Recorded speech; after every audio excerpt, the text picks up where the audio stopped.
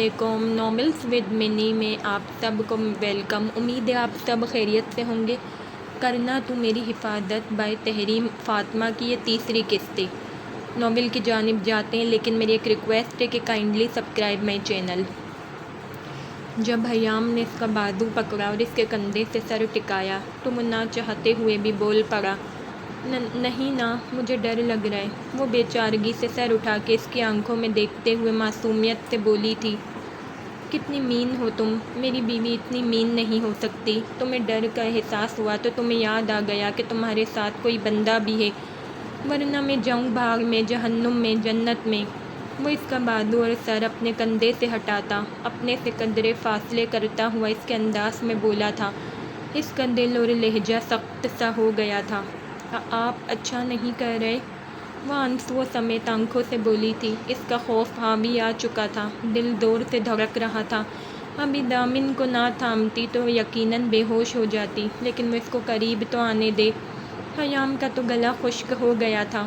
گھر جا کے تم بالکل مجھے پرایا کر دو گی، ایک ساتھ بھی بیٹھنے نہیں دو گی، میں جانتا ہوں، اس لیے مجھے بھی پریشان نہ کرو۔ وہ اس کے آنسوؤں سے لبالب آنکھوں سے نظریں چراتا ادھر ادھر دیکھتا بولا تھا۔ ترس بھی آ رہا تھا، لیکن ظاہر کرنے میں انا بیچ میں آ رہی تھی۔ نہیں نہیں، گھر میں بھی ایسے ہی رہوں گی، پکا۔ ہاں، ایسے ہی ساتھ، بالکل۔ وہ سرعت سے اس کے بازو کندھے پہ سر ٹکا کے اس کے بازو کو مضبوطی سے تھام کے جلدی سے بولی تھی کہ کہیں وہ یہاں سے کہیں اور ہی نہ بیٹھ جائے۔ دامن کے چہرے پہ ایک جاندار مسکراہٹ پھیلی تھی، بمشکل وہ اپنا قہقہہ روک پایا تھا۔ وعدہ؟ وہ اس کے گرد بازوؤں کا حصار تنگ کرتا بولا تھا۔ پتہ نہیں۔ وہ ہلکے سے اس کے بازوؤں کا حلقہ توڑتی ہوئی الگ ہو گئی تھی اور کھڑکی سے چپک کے بیٹھ گئی تھی۔ دامن نے چونک کے اسے دیکھا تھا، کتنی صاف گو تھی وہ۔ اچھا سنو، وہ اس کے کان کے قریب جھک کے سرگوشی کرتا ہوا بولا تھا۔ جی؟ She hold you like this, it means she's so comfortable with you, is it right؟ وہ سنجیدگی سے بھرپور اس کا رخ اپنی طرف کر کے بولا تھا۔ حیام اس کا نیا جملہ سن کے چپ سی ہو گئی تھی، سمجھ سے باہر تھا، کیا جواب دے۔ او معاف کرنا، تمہیں شاید انگلش نہیں آتی، میں ٹرانسلیٹ کرتا ہوں۔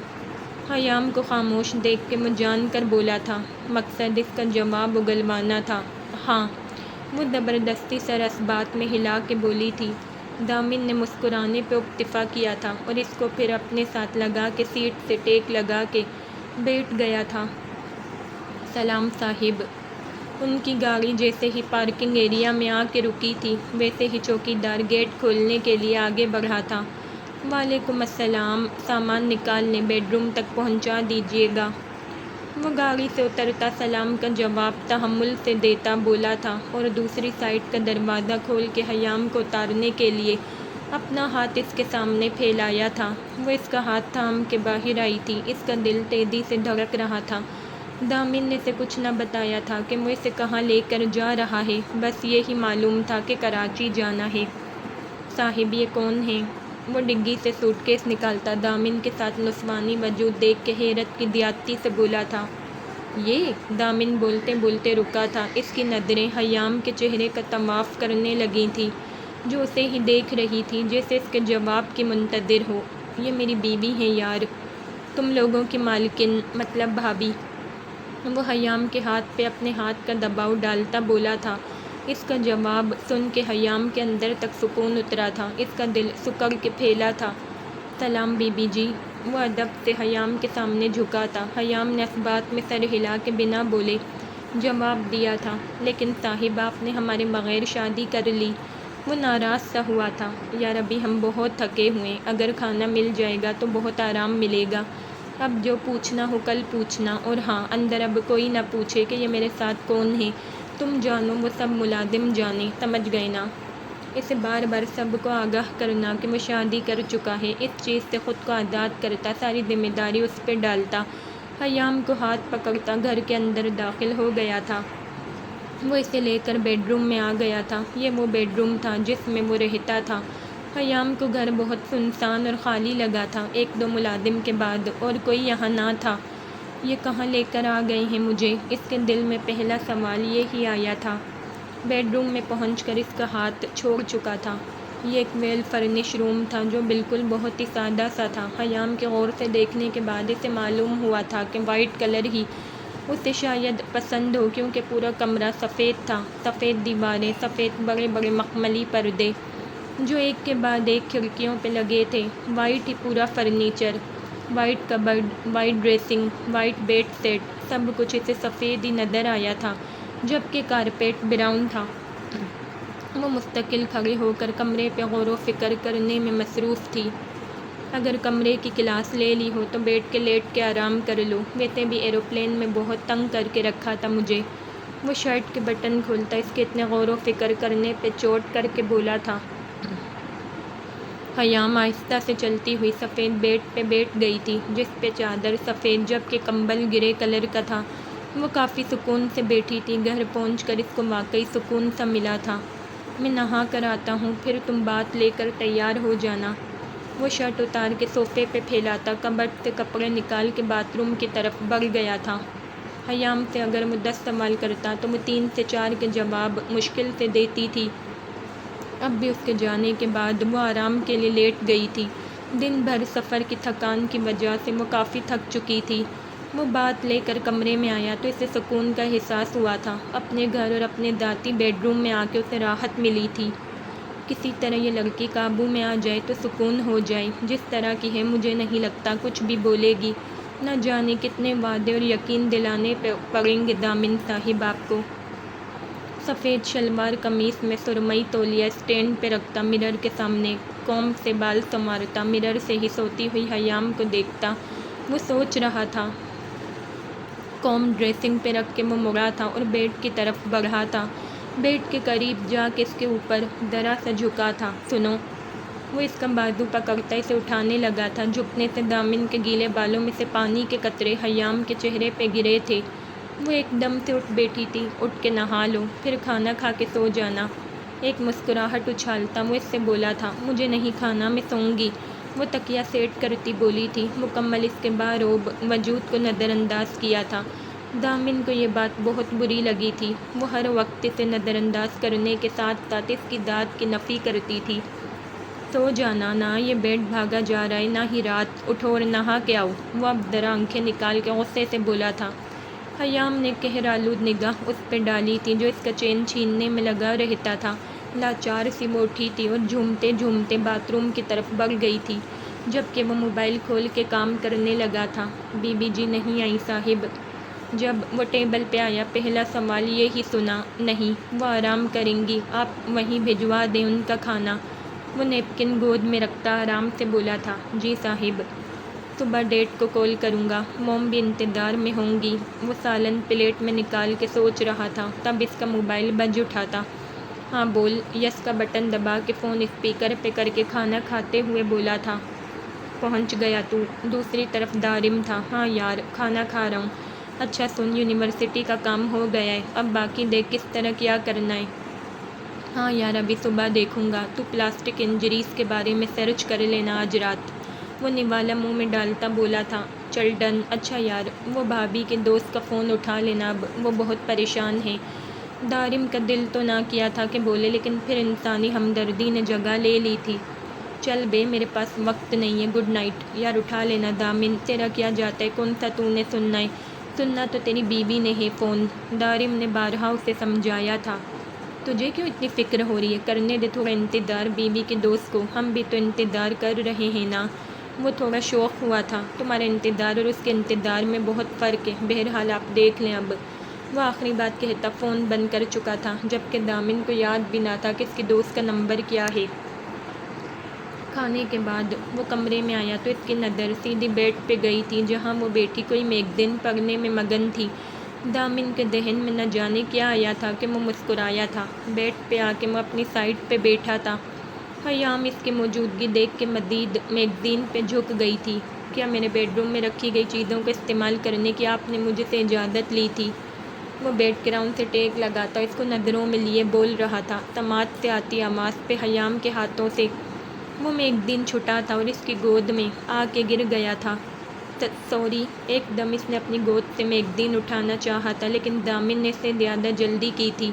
اور اس کی گود میں ہاتھ رکھا تھا۔ اس کا مقصد صرف حیام سے پہلے میگزین اٹھا لینا تھا، لیکن اس حرکت سے تو حیام ساکت ہو گئی تھی، سانس اس نے کھینچ لی تھی۔ کوئی بات نہیں، پڑھ لو، ویسے بھی اب میرا سارا سامان تمہارا ہی ہے، یہاں تک کہ اب تو میں بھی صرف تمہارا ہوں۔ وہ ذرا اس کی طرف کھسکتا لہجے میں بے پناہ محبت لیے بولا تھا، جبکہ حیام کو ان لفظوں کی سننے کی سکت نہ تھی۔ آنکھیں گھما کے اس نے دامن کو دیکھا تھا۔ حیام کی آنکھوں میں بے پناہ حیرت تھی، اسے دامن کے لہجے سے الجھن سی ہوئی تھی۔ اب پوزیشن یہ تھی کہ وہ اس کے بالکل برابر بیٹھ گیا تھا اور میگزین کھول کے اس کی طرف بڑھائی تھی۔ نہیں، بس پڑھ لی، اب نہیں، وہ ڈرے ہوئے انداز میں بولی تھی۔ اس کے پل پل بدلتے لہجے رویے کو جھیلنے کی، برداشت کرنے کی ہمت حیام میں نہ تھی۔ وہ تو ویسے ہی ذہنی ٹینشن، ڈپریشن کا شکار تھی۔ اس سے ذرا سی دور ہوتی بولی تھی، اوہ چلو خیر ہے، پھر ذرا میری خدمت ہی کر دو۔ وہ میگزین کو بند کرتا اس کی طرف ذرا سا جھک کے اس کی طرف کی سائڈ ٹیبل پہ میگزین رکھی تھی، جبکہ حیام اس کی مزید اس پیش قدمی سے دہل گئی تھی۔ اسے نہیں معلوم تھا کہ وہ کیوں اس قدر بار بار مہربان ہو رہا تھا، لیکن اس قدر قریب آنا حیام کو مشکل میں ڈالتا تھا۔ وہ پوری جان سے کانپ گئی تھی۔ اچھا سنو، دوپہر تم نے وعدہ کیا تھا نا مجھ سے؟ وہ اس کی حالت سے محظوظ ہوتا سنجیدگی سے بولا تھا۔ دامن کی نظریں اس کے حسین سراپے پہ جمی تھیں۔ لائٹ پنک شرٹ اور پاجامے میں وائٹ دوپٹہ سر پہ اوڑھے وہ پوری طرح اس کی توجہ اپنی طرف مبذول کرنے کی سکت رکھتی تھی۔ کیسا وعدہ؟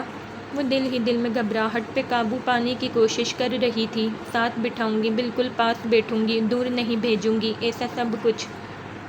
وہ رک رک کے بولتا اس کو مشکل میں ڈال رہا تھا۔ نہیں، میں نے ایسا وعدہ نہیں کیا تھا، آپ جھوٹ بول۔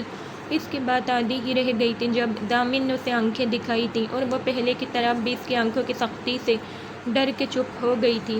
اٹس اوکے، شوہر کی خدمت کرنے سے جنت ملے گی، وہ شوہر پہ زور دیتا بولا تھا، لیکن حیام کو سمجھ نہیں آ رہا تھا کہ کون سی خدمت وہ چاہتا ہے۔ وہ شدید کنفیوز کرتا تھا۔ دیکھیں، میں نے آپ سے کوئی بھی وعدہ نہیں کیا تھا۔ تنگ آ کر وہ جھنجھلا کے بولی تھی، جس طرح تمہیں اس وقت میری ضرورت ہے، اس طرح ہی مجھے ابھی اپنی بیوی کی ضرورت ہے۔ وہ تکیہ اٹھا کے اس کے آگے سیٹ کرتا ہوا ذرا قریب ہوا تھا۔ کیا مطلب؟ وہ اچھی طرح دچ ہو گئی تھی۔ مجھے تھوڑا سا سکون دے دو، اپنے ان مہندی سے سجے ہاتھوں کو اگر میرے سر کے نرم سلکی بھورے بالوں میں چلا دو گی تو انشاءاللہ جنت میں تمہاری سیٹ پکی ہے۔ وہ اس کے سیدھے مہندی سے بھرے ہاتھ کو تھامتا اپنے سامنے کرتا بولا تھا، لیکن یہ سب دور ہو کے بھی ہو سکتا ہے۔ وہ تکیے کو اپنے سامنے سے ہٹاتی پریشانی سے بولی تھی، تم اپنے کام سے مطلب رکھو، بس ادھر دھیان مت دو۔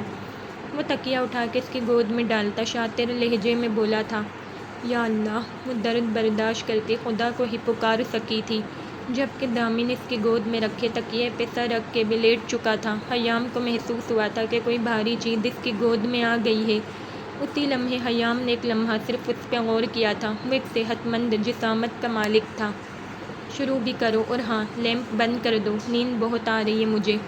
جب حیام کے ہاتھوں کو اس نے سر کے بالوں میں محسوس نہ کیا تو وہ بولا تھا، تب حیام نے نہ چاہتے ہوئے بھی اپنے ہاتھ اس کے بالوں میں ڈالے تھے۔ اس کے بال واقعی ریشم جیسے نرم و ملائم سلکی تھے۔ ٹھنڈے بال حیام کو بھی پرسکون کر رہے تھے، جبکہ دامن اس کے ہاتھوں کا لمس محسوس کر کے خوش سا ہوا تھا۔ اس نے بے ساختہ آنکھیں بند کر لی تھیں، جیسے لمبی نیند، سونا چاہتا ہو۔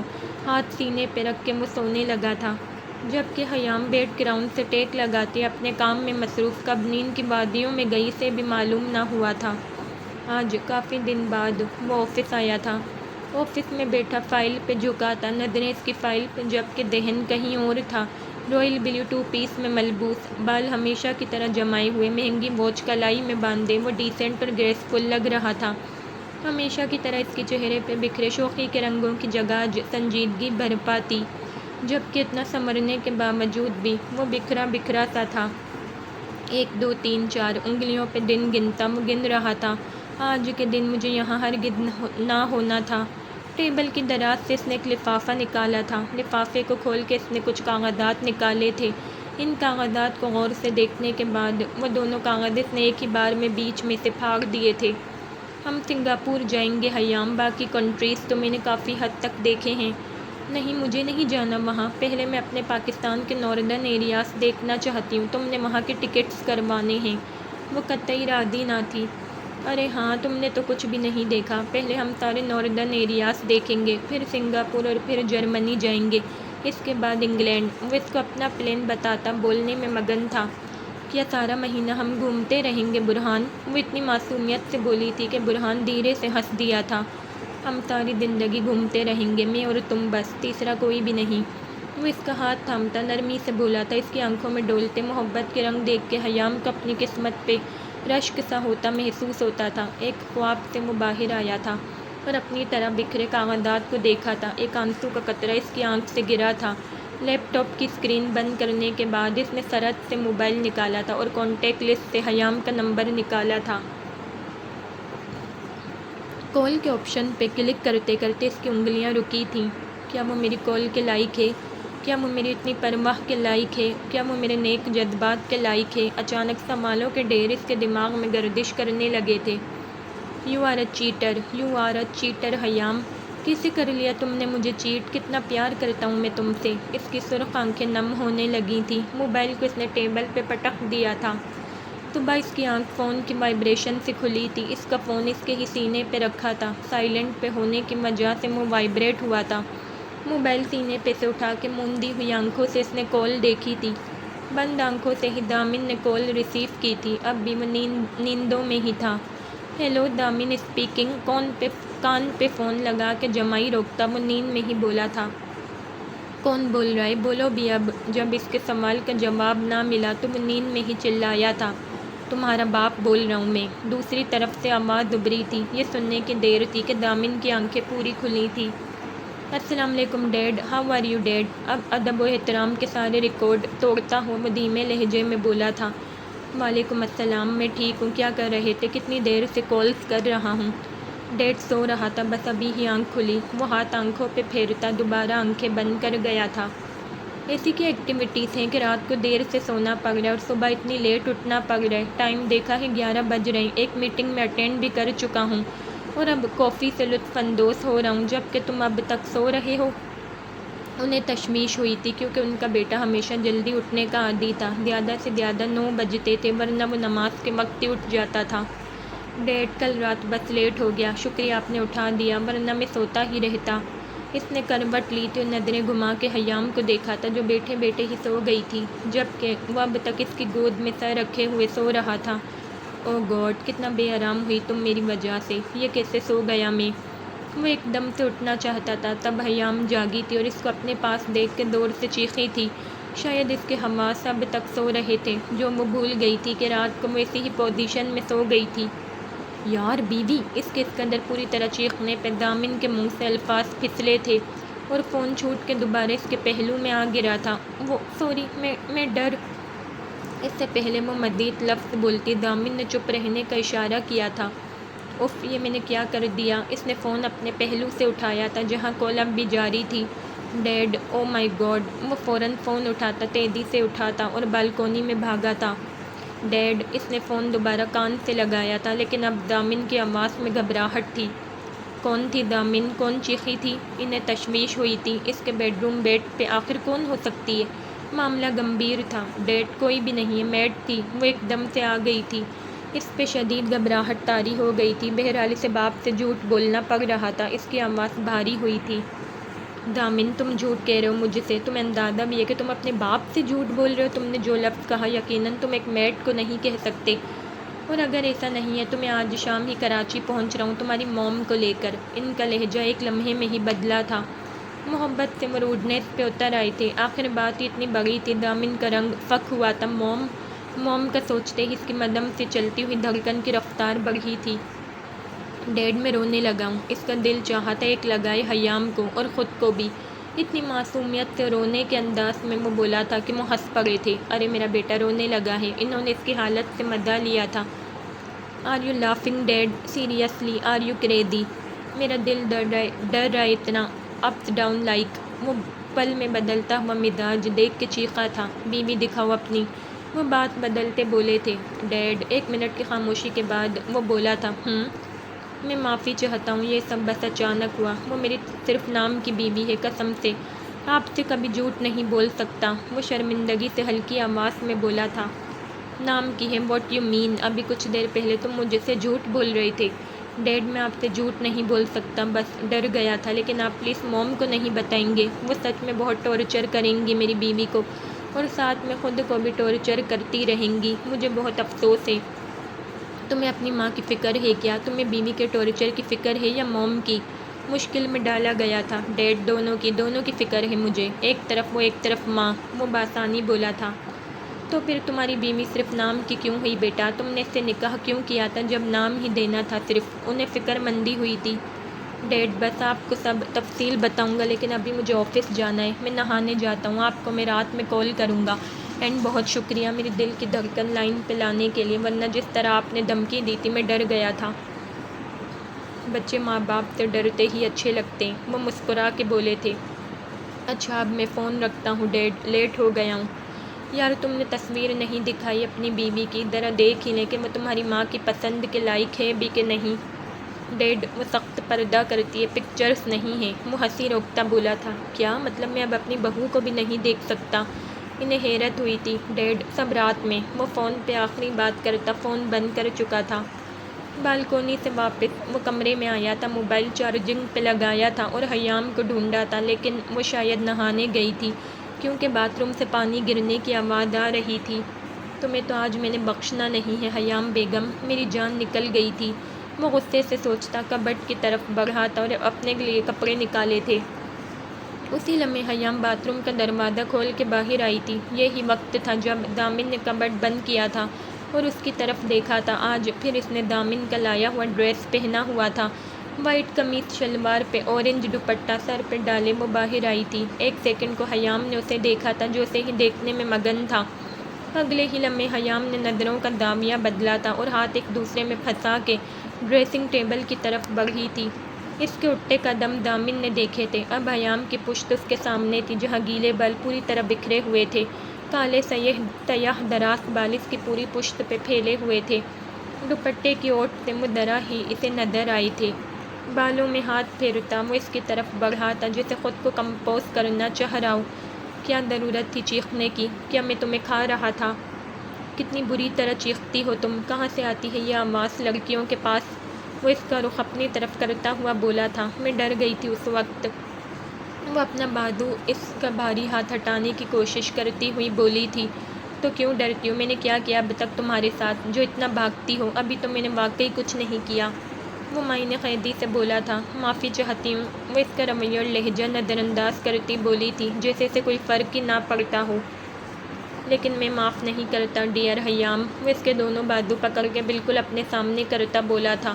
وہ اپنا چہرہ اس کے بالوں کے قریب لے کر گیا تھا. بالوں سے پھوٹتی شیمپو کی خوشبو بالکل نظر انداز کرنے والی نہ تھی. پھر وہ بے ساختہ یہی بولی تھی. پھر سزا ملے گی.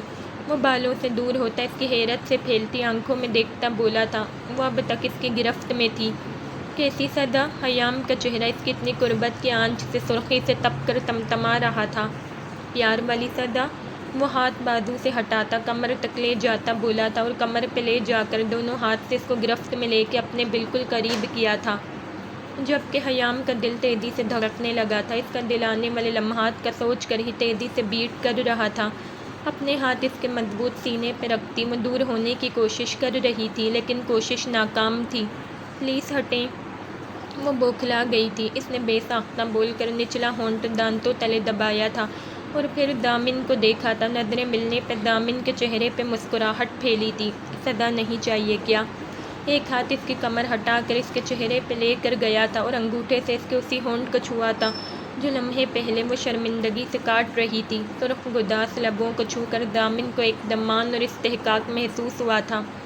اس کا تباہ کن سراپا ہوش روبہ حسن کسی بھی صورت نظر انداز کرنے والا ہرگز نہ تھا، اور اسی وقت اس کا خود ضبط قابو چھلکا تھا اور وہ اس کے لبوں پہ جھکنے ہی لگا تھا جب تیزی سے حیام نے اپنے ہاتھ اپنے چہرے پہ رکھے تھے اور اس کے سینے پہ سر رکھ گئی تھی.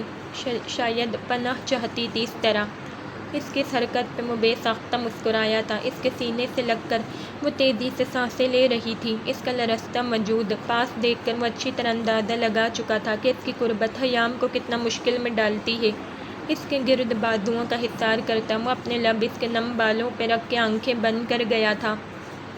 فی الحال یہیں سے گزارا کرنا ہوگا۔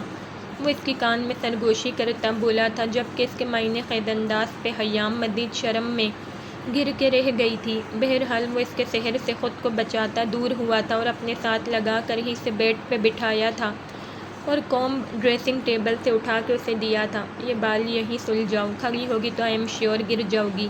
وہ اس کے کانپتے وجود کو چوٹ کرتا بولا تھا۔ اب تک اس کی نظریں حیام کے بہکا دینے والے روپ پہ تھیں۔ میں نہا کے آتا ہوں۔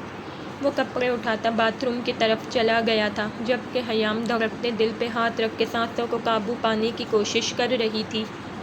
سر آپ یہ والی فائل ریڈ کریں۔ لاہور میں گھومنے نہیں گیا تھا، پلین سے گیا تھا۔ مجھے مزید آف چاہیے۔ میں نے اپنا سارا آف لاہور میں ضائع کیا ہے، صرف اس کیس پہ۔ آپ نے بھی الزام لگا دیا مجھ پہ کہ کتنے دن چھٹیاں گزار کر آیا ہوں۔ یار میں بھی تو انسان ہوں، اگر کی فورس جوائن کر لی تو اس کا مطلب یہ تو نہیں کہ میرا دل ہی مر گیا ہے۔ وہ کیس کی فائل ان کے سامنے پھیلاتا بولا تھا، دامن اگر یہ کیس تم ہینڈل کر لو تو اس کے بعد تمہاری چھٹیاں ہی چھٹیاں، بس اس پہ دھیان دو۔ وہ فائل پہ ایک نظر دوڑاتے بولے تھے، مجھے اتنی بھی چھٹیاں نہیں چاہیے سر۔ وہ مسکرایا تھا۔ بہرحال لاہور میں مقیم ہے شاید وہ، نہیں میرے خیال میں وہ اپنے ٹھکانے چینج کرتا ہے۔ کراچی میں بھی پایا جاتا ہے، یہاں تک کہ پورے ملک کے شہر شہر کی انوکھی جگہوں سے واقف ہے۔ بٹ مین تھنکنگ یہ کہ اس کے چہرے بھی بدلتے ہیں، آئی مین روپ۔ دامن ایک ایک بات ان کو بتا رہا تھا جو اس نے نوٹ کی تھی۔ لیکن یار معاملہ گمبھیر ہے، کتنا کام کر چکا ہے وہ فکر مند ہوئے تھے۔ زیادہ نہیں کیا، مطلب ابھی وہ عشق معشوقی کے چکر میں پھنس چکا ہے اور بہت بری طرح پھنسا ہوا ہے۔ کچھ دن لگیں گے اسے سنبھلنے میں۔ آپ جانتے ہیں نا محبت پھر کہیں کا نہیں چھوڑتی۔ وہ مسکراہٹ چہرے پہ لائے بولا تھا، تمہیں یہ کیسے معلوم ہے؟ کیا تم شیور ہو دامن؟ یس سر، وہ بہت بری طرح پھنسے گا اب۔ میں نے وہ چال چلی ہے کہ وہ خود میرے پاس آئے گا، لیکن کس طرح وہ تمہارے پاس آئے گا؟ انہیں دامن کی بات بالکل سمجھ نہ آئی تھی۔ کوئی ایسے ہی تو 6 سال سے اس پوسٹ پہ کام نہیں کر رہا نا، اب آپ خود دیکھیں بس وہ کس طرح میرے پاس آتا ہے اپنی قیمتی چیز لینے کے لیے۔ آخری کچھ لفظ وہ دل میں کہہ گیا تھا، بیسٹ آف لک۔ وہ ہاتھ ملا کے بس اتنا ہی کہہ سکے تھے۔ لان میں بیٹھی وہ انچاہے انداز میں اس کے انتظار میں تھی۔ شام کے سائے ہو چکے تھے، چاروں طرف رات کا اندھیرا پھیل چکا تھا۔ چلیں آج کے لیے اتنی ایپیسوڈ کافی ہے، پھر انشاءاللہ چوتھے ایپیسوڈ کے ساتھ ملوں گی آپ سے کل۔ تب تک کے لیے اللہ حافظ، اپنا خیال رکھیے گا اور میرا چینل سبسکرائب کر لیجیے گا۔